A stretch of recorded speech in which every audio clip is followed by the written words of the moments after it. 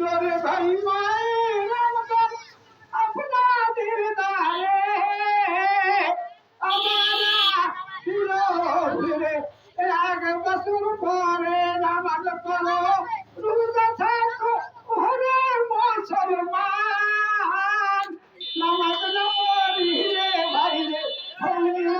বেইমান নামাজ না পড়িলে ভাইরে হইলে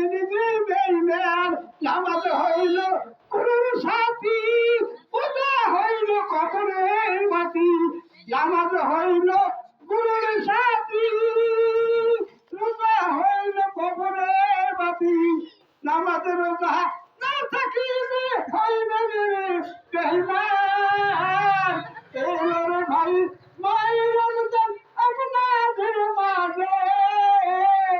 আবহারা ছিল ফিরে